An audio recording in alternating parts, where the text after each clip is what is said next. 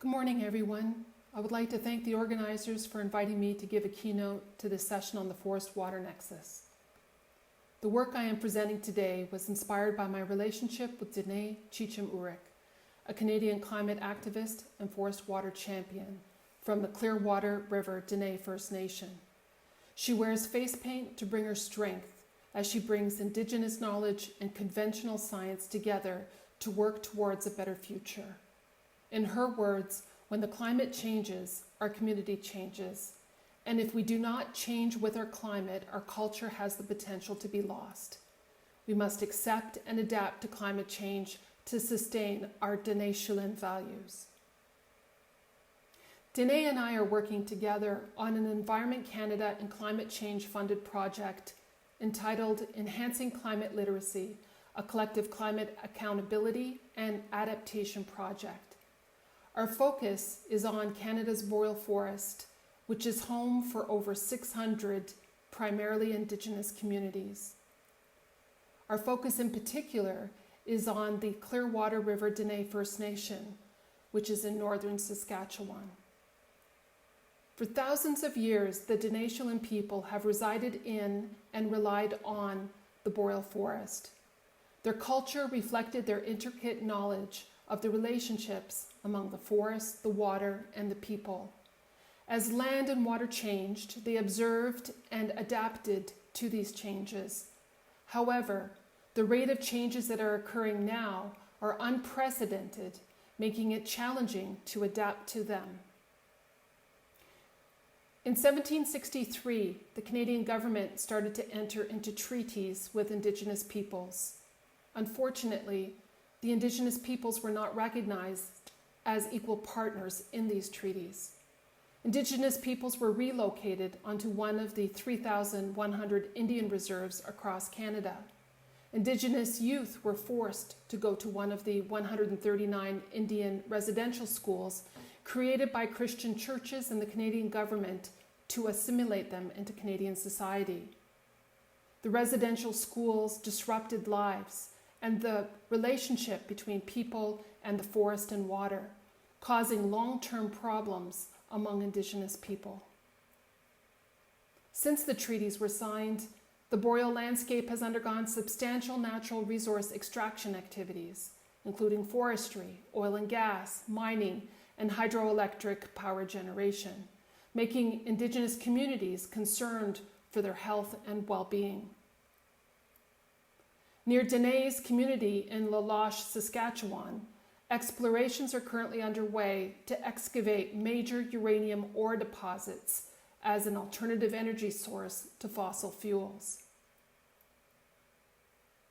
For over 50 years, the boreal forest has also been impacted by climate change. The temperatures are increasing. While many think the highest rates of increased temperature are occurring in the Arctic, these Canadian government data show that they are occurring in the boreal forest. Near La Loche, Saskatchewan, annual temperatures have increased by 2.1 degrees Celsius and winter temperatures have increased by 4.3 degrees Celsius over the past 50 years.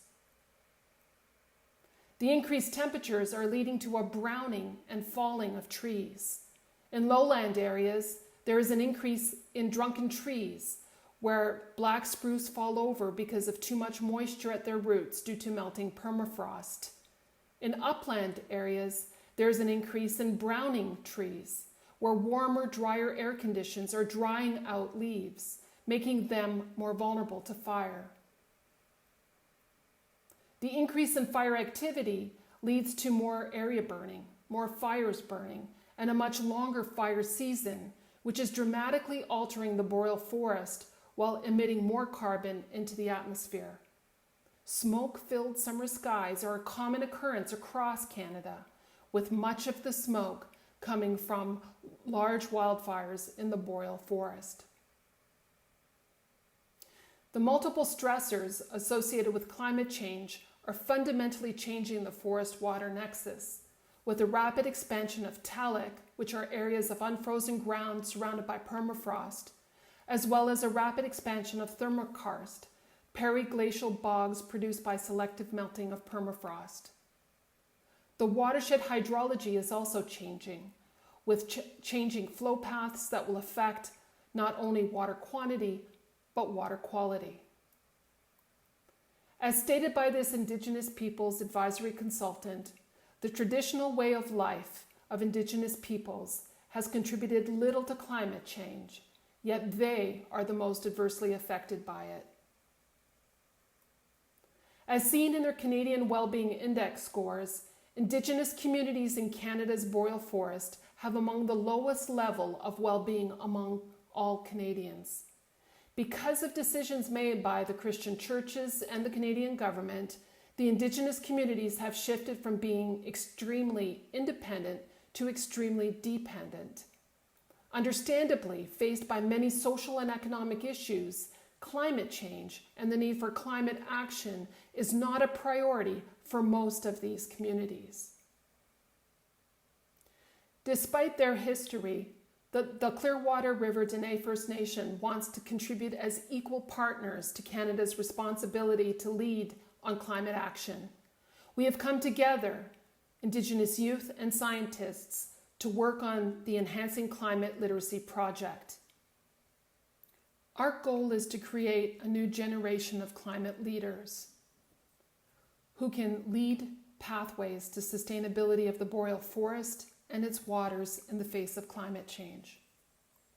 We believe there are 3 actions needed for collective climate accountability and adaptation. The first action is climate literacy.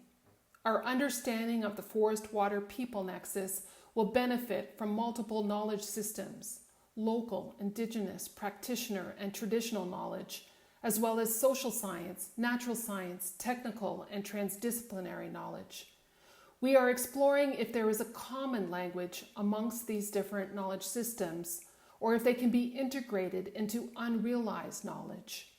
If there is unrealized knowledge, we will weave these different knowledge systems together to explore how the landscape has changed in recent decades, the implications of these changes on Indigenous lives and livelihoods, and the importance of creating an Indigenous-led climate adaptation strategy. The second action is climate science. Forest and water are inextricably linked through their multiple functions and associated services. Different forest types, whether they are aspen, which dominates near the southern boreal tree line, or black spruce, which dominates near the northern boreal tree line, will influence the water. The trees and waters have memory. They tell us stories about our climate conditions from thousands of years ago to present conditions and their influence on the forest-water nexus. Using information archived in tree and lake sediment cores, we will establish how this relationship has and continues to change. This figure shows the current forest gradient from the southern to northern tree line of the boreal forest. Building on the need for climate literacy, we show in black how scientists talk about climate change, and in green how communities talk about climate change. We are working with the Dene Shulin people to understand the implications of the combined changes in the forest-water nexus to their culture, particularly through hunting, trapping, gathering, and fishing activities. As the forest-water nexus transitions, the community remains in place. We will work with Indigenous elders to explore how the transitioning forest-water nexus will influence the Dene Shulin culture and, by extension, their health and well-being. The third action is to empower the communities to act and adapt. We are helping communities slow down the rate of climate change by empowering them to lead reforestation efforts using climate-resilient trees. We are helping communities adapt to climate change by empowering them with integrated knowledge systems that will enable them to predict and adapt to the new forest-water nexus. The current state of well-being of Indigenous communities is not acceptable, and it is expected to deteriorate further in the face of unprecedented changes caused by climate change. While Indigenous nation building may improve their current state, Indigenous nation building alone will not be enough because of the impacts of climate change. What some Indigenous leaders want is to integrate the multiple knowledge systems to enable them to adapt to climate change and thereby leapfrog to become more resilient. Our project is about collective action for climate change adaptation. To protect our future, we must work collectively for our future. Thank you.